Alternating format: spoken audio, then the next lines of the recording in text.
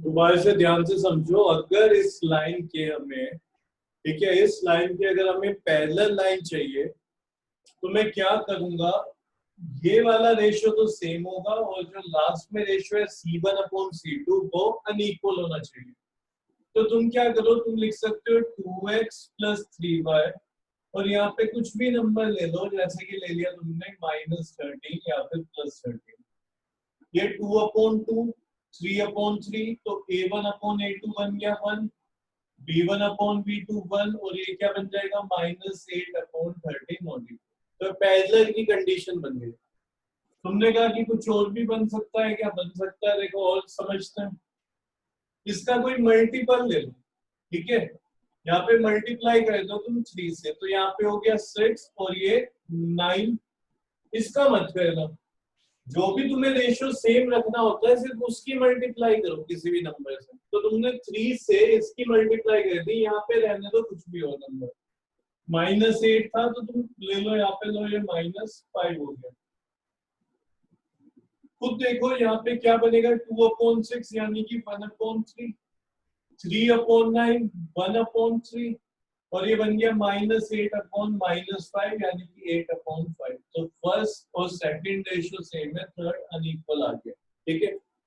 तो जहां पे भी तुम्हें सेम रखने होते हैं तुम उस नंबर से मल्टीप्लाई करो।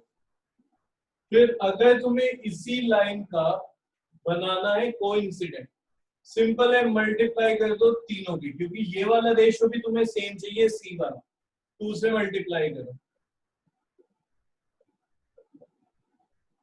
खुद बताओ, 2/4 कितना होगा, 1/2, 3/6 1/2, -8/-16 1/2, सेम आ गया, ठीक है। ये हो गया, और समझते हैं 3 से मल्टीप्लाई करें तो 6x 9y -24 कितना हो जाएगा, 2/6 1/3, 3/9 1/3, -8/-25 1/3। जो भी रेशियो अगर तुम्हें सेम बनाना है उसमें मल्टीप्लाई कर दो। तो पैरेलल में हम सिर्फ यहाँ पे करते थे, जहाँ पे कोइंसिडेंट लाइन चाहिए वहां पे सबके साथ कर देंगे तीनों के, ठीक है। तो इस तरीके से हो जाएगा। और अगर तुम्हें बनाना है इंटरसेक्टिंग लाइंस, क्या बनाना है, इंटरसेक्टिंग लाइंस, तो इसे तो देखना ही नहीं, सी वाले तो हमें देखना ही नहीं, हमें ये चाहिए। तो यहाँ पे अगर मैं कोई भी ऐसा नंबर लिखने की कोशिश करूंगा कि इनका रेशियो सेम ना है, यानी कि A1/A2 is not equals to B1/B2, ये चले, तो पहला मैंने तुम्हें बताया ये ही चेंज कर दो, यहाँ पे 3 लिख दो, इधर 2y लिख दो, आगे कुछ भी लिख दो, कुछ भी, कोई दिक्कत नहीं आएगा। तो एक 2/3 हो गया, ये 3/2 हो गया। पहला तो तुम ये बना सकते हो, बाकी क्या कर सकते हो, कुछ भी नंबर ले लो, ठीक है। यहाँ पे बिना सोचे समझे लिख दिया मैंने 7, तो ये 2/7 है, बस अगला 2/7 ना हो, तो यहाँ पे मैंने लिख दिया 1। तो 2/7 is not equals to 3/1।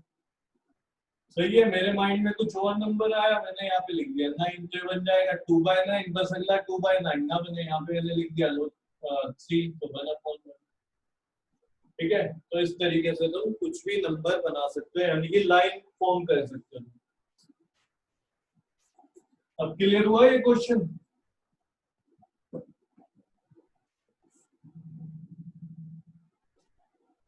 Doubt तो नहीं है किसी का?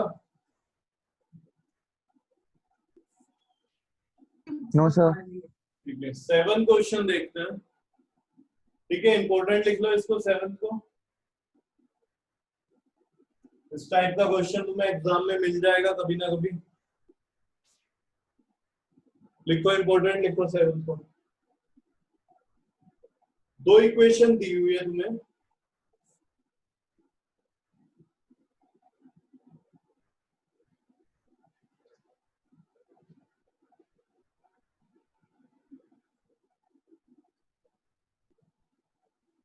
क्या कहना है, draw the graph of the equation. ये 2 इक्वेशन है, इनका ग्राफ बनाना है। Determine the coordinates of the vertices of the triangle formed by these lines and the x axis and shade the triangular reason.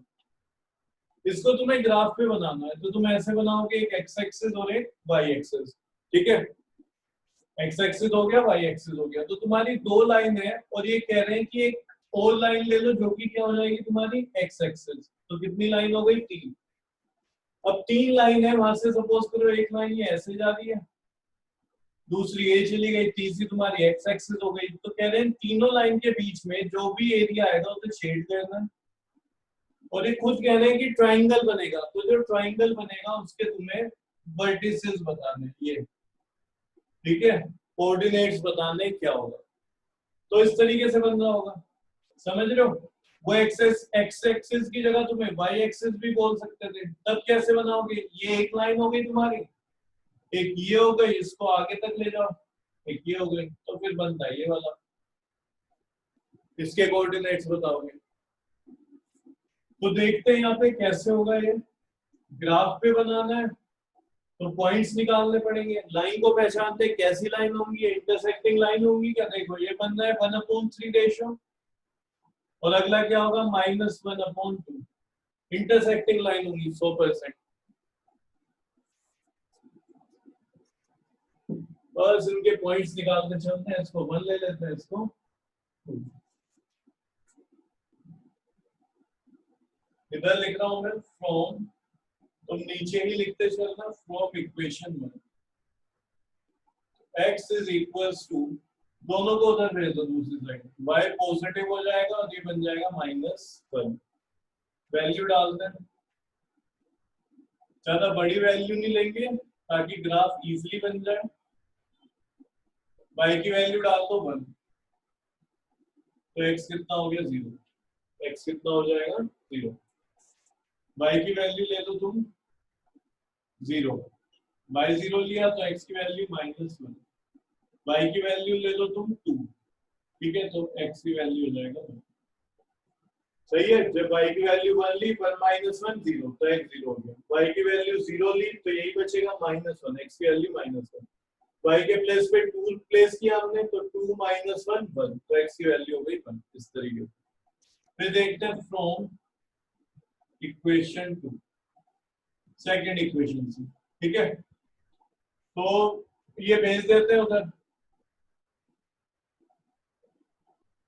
Minus, या फिर पहले ये लिख लेते हैं 12 जाएगा उधर माइनस का तो प्लस हो जाएगा, इधर से 3x आया तो -3x, क्या आ गया? माइनस का 3x,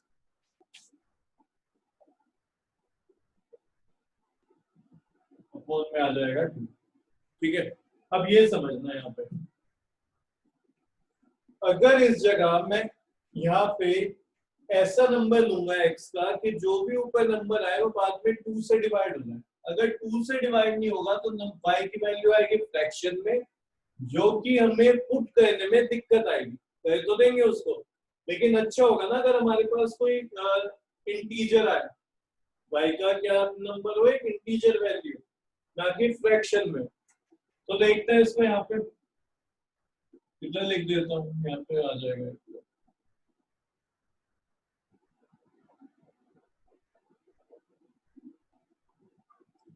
अगर मैं x की वैल्यू 1 ले लूं तो खुद देखो ये क्या बनेगा? 12 - 3, क्या बना? 12 - 3 यानी कि 9, 9/2। तो बताओ ये नंबर लेना चाहिए? x की वैल्यू 1 लो, y आ जाएगा 9/2। बोलो जल्दी से, वंशिका।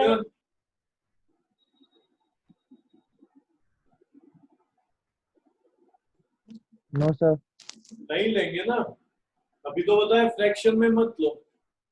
तो देखो यहाँ पे अगर मैं लूंगा 3 तो बन जाएगा 12 - 9, यानी कि क्या आ जाएगा नंबर? 3/2।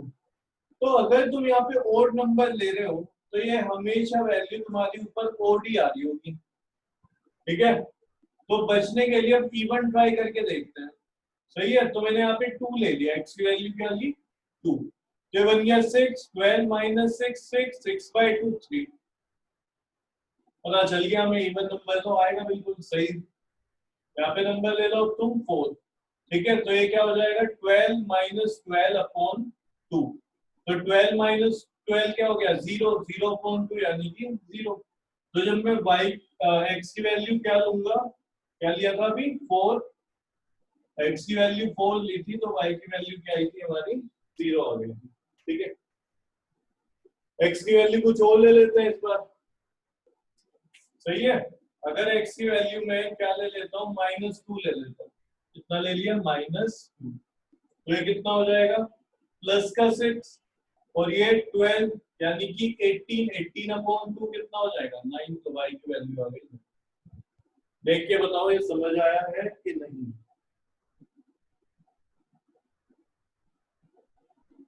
यस सर, आ गया। कोई डाउट तो नहीं है किसी को?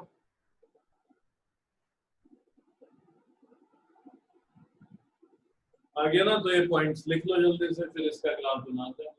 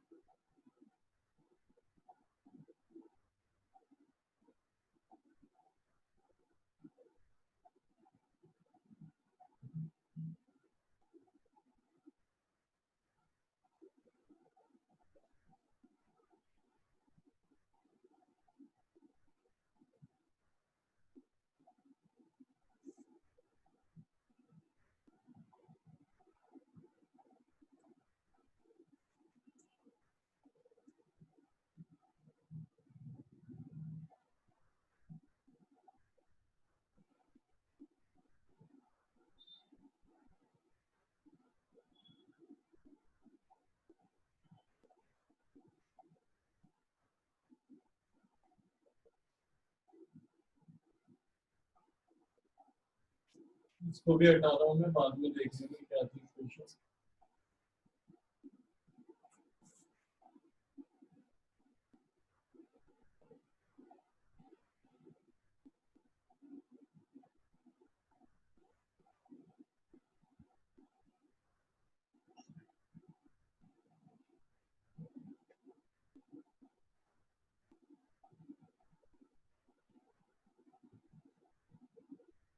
तो तुम्हारी y एक्सिस है और उधर लिख लेना x एक्सिस, x डैश और ये y डैश। x में हमें कहाँ तक नंबर चाहिए 4 तक चाहिए, आ जाएंगे यहाँ पे आराम से। तो 1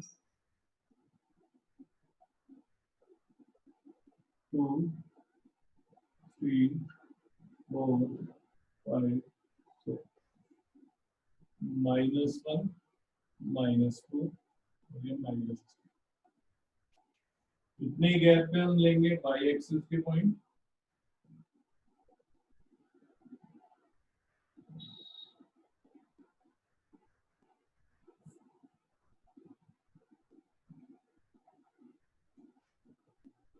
ये हटा रहा हूँ मैं क्योंकि एक पॉइंट और लिखना है मुझे यहाँ पे।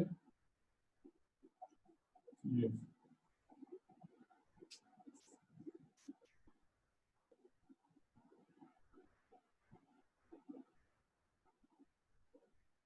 ठीक है, तुम इक्वल गैप लेना, मेरे गैप थोड़े कम ज्यादा होंगे क्योंकि स्केल से तो लिया नहीं है, तुम स्केल से बनाना इसको।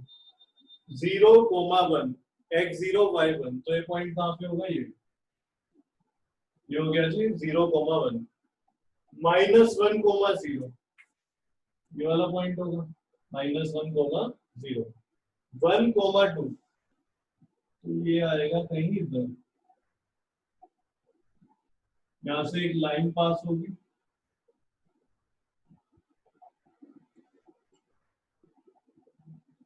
ठीक है। अगले वाला देखते हैं 2,3, तो 2,3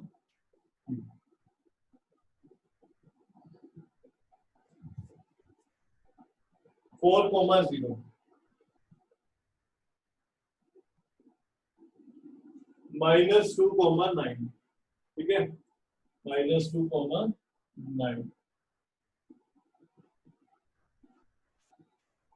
तो ये इधर होगा, थोड़ा सा इधर के देता हूँ यहाँ पे। तो ये क्या हो गया -2,9।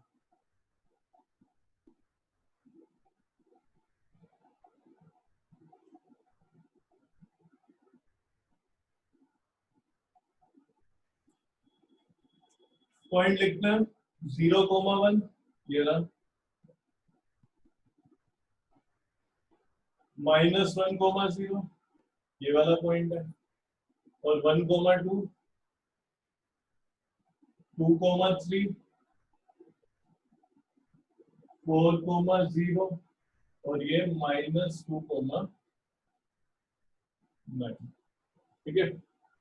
अब उन्होंने ये बोला है कि तुम्हें रीजन शेड करना है जो इन दो लाइन, और तीसरी कौन सी लाइन बोली उसने, एक्स एक्सिस। तो देखो ये एक्स एक्सिस है और ये दो लाइन है, तो इनके बीच में जो आ रहा है रीजन, ठीक है, बाउंडेड रीजन, क्लोज रीजन, उसको शेड करना है। तो वो क्या हो जाएगा, ये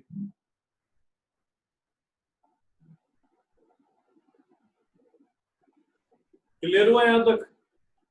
तो उन्होंने कहा ट्राइंगल फॉर्म करो, हमारा एक ट्राइंगल बन गया। इसकी वर्टिसेस बोल देते हैं, इसको ए पॉइंट बोल देंगे, ये हो गया हमारा बी और ये सी पॉइंट हो गया। सही है, यहां तक लिखो इसको जल्दी से।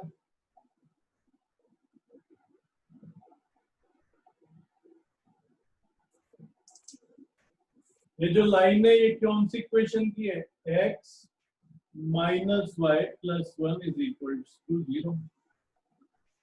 और ये सेकंड वाली लाइन हमारी है 3x plus 2y minus 12 is equal to 0। ठीक है।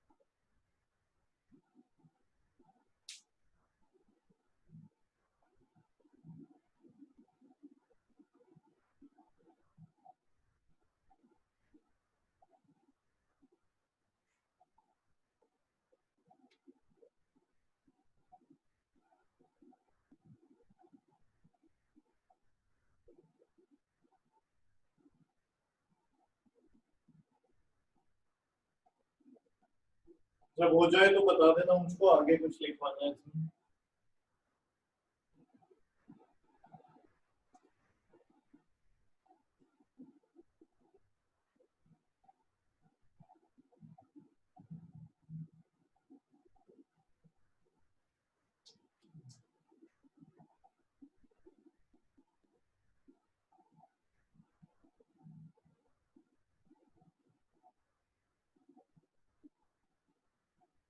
हो गया है? Yes sir. Yes sir. Yes sir. लिखो लिखो, 1 मिनट और दे रहा हूँ मैं, लिखो।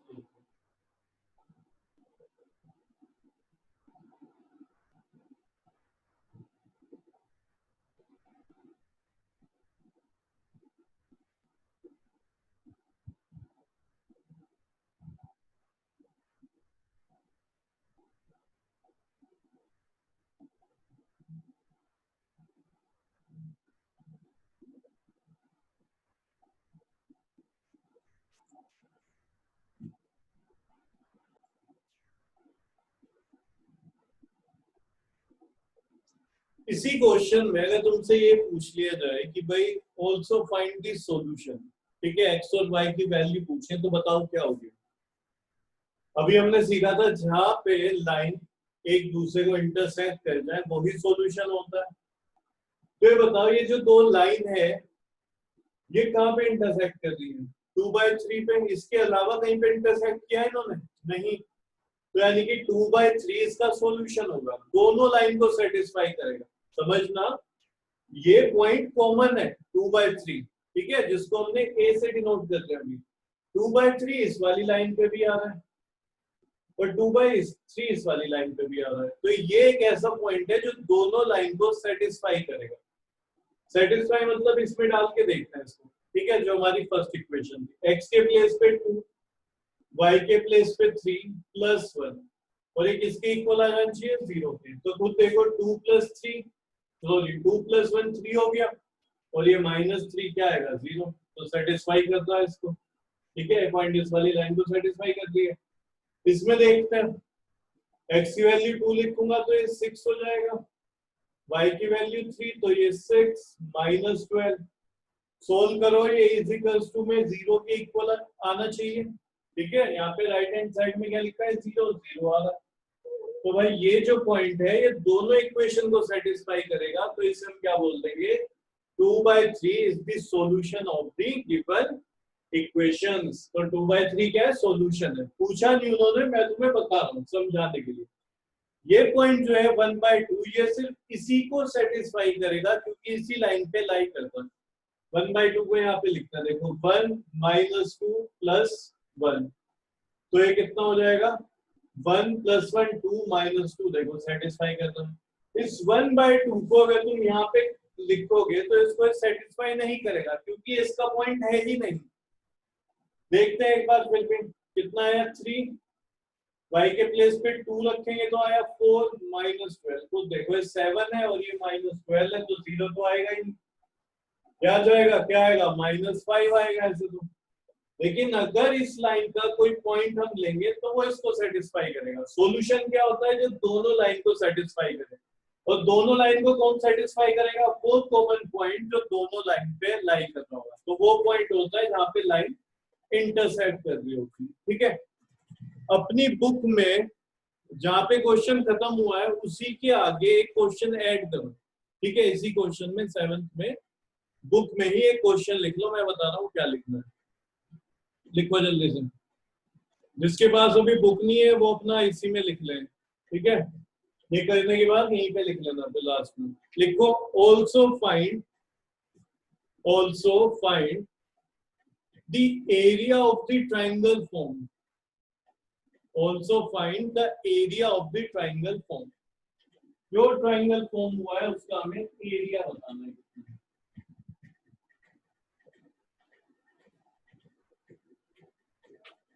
देखते हैं देखो क्या होगा।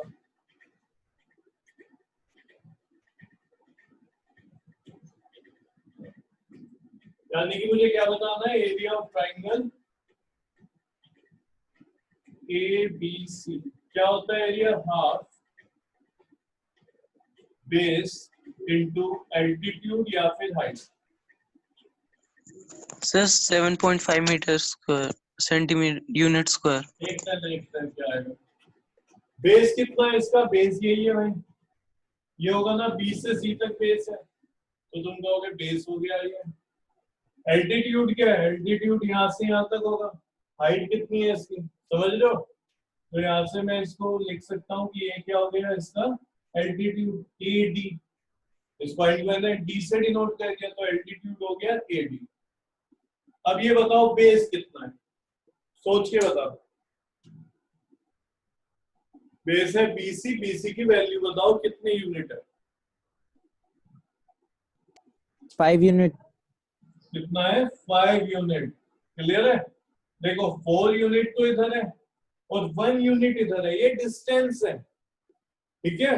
ये क्या है डिस्टेंस। तो डिस्टेंस में नेगेटिव वाला क्या है, नेगेटिव शो कर रहा है डायरेक्शन, यानी कि नेगेटिव एक्सिस है। सिर्फ नेगेटिव यहाँ पे ये दिखा रहा है, ये मत कर देना 4 इधर है -1 इधर है तो 3 बचा, नहीं डिस्टेंस देखोगे ना तुम, ठीक है। तो कितना है ये है 4 यूनिट इधर है ओरिजिन से और 1 यूनिट इधर हो गया, तो BC की वैल्यू आई 5, यानी बेस है 5। एल्टीट्यूड हाइट की बात करते हैं AD कितना है, देखो ये 3 इसको इधर ही आओ उठा के, तो y एक्सिस पे कहां तक आया ये 3 तक। इस 3 का मतलब क्या है, देखो इस 3 का मतलब है ओरिजिन से यहां तक का जो डिस्टेंस है वो 3 यूनिट है। 1 का क्या मतलब है, ओरिजिन से यहां तक 1 है। इसी तरीके से 6 का क्या मतलब है, ओरिजिन से यहां तक जो डिस्टेंस है वो कितना है, 6 यूनिट। ये तो मतलब हुआ। तो अगर मैं कह रहा हूं कि हाइट मेरी इसके इक्वल है, तो यानी कि कितने डिस्टेंस हो गई, 3 यूनिट। तो हाइट आ गया यहाँ पे हमारा 3। सही है, तो 5 3 या कितना हो गया 15, 15/2 यानी कि 7.5। अब एरिया हमेशा निकलता है स्क्वायर में, ध्यान होगा तुम्हें है ना, centimetre square, metre square, kilometre square, ऐसे कुछ ना कुछ हम लिख रहे होते हैं। तो यहाँ पे भी क्या होगा, Unit स्क्वायर square. होगा। अब यहाँ पे तो सेंटीमीटर मीटर नहीं है, तो हम क्या लिखेंगे, यूनिट। ठीक है, 7.5 क्या है, ये एक यूनिट है। तो यहाँ पे हम लिख देंगे 7.5 स्क्वायर यूनिट्स। ठीक है, ये ध्यान रखना, यहाँ पे लिखा जाएगा स्क्वायर यूनिट्स क्योंकि एरिया है।